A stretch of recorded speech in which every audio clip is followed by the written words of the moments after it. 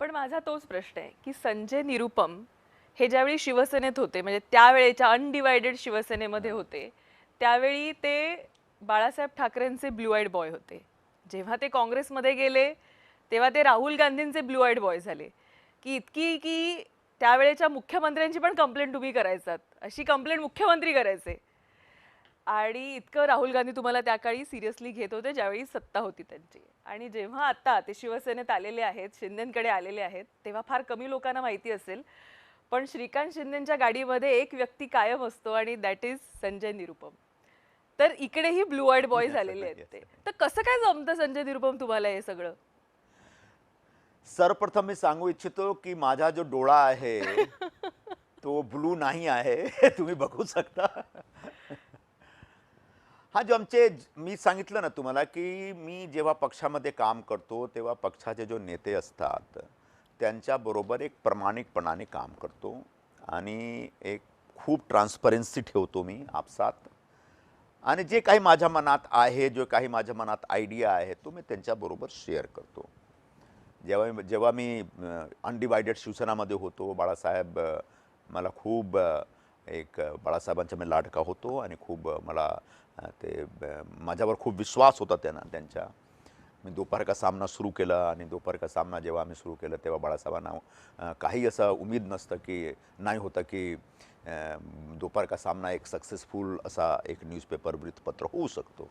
पण तो आम्ही 6 दिवसात 1,00,000 पेक्षा जास्ती प्रती आम्ही कॉपी आम्ही छापलं. मार्केट छापत होतो आणि मार्केटमध्ये विकत होतो आणि एकदम जबरदस्त न्यूजपेपर होतो. त्यानंतर साहेबांनी मला स्वतः बोलावलं आणि सांगितलं की तुम्ही राज्यसभामध्ये जा.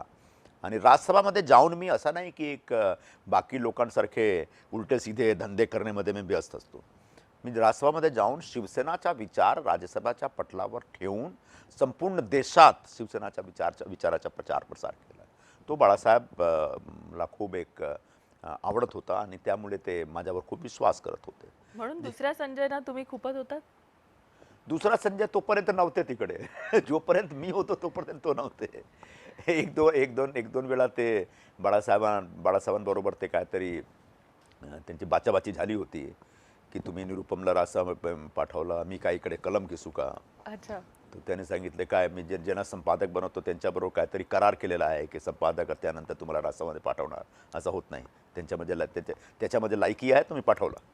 तो असा होता. जे काही होतं झाला तो.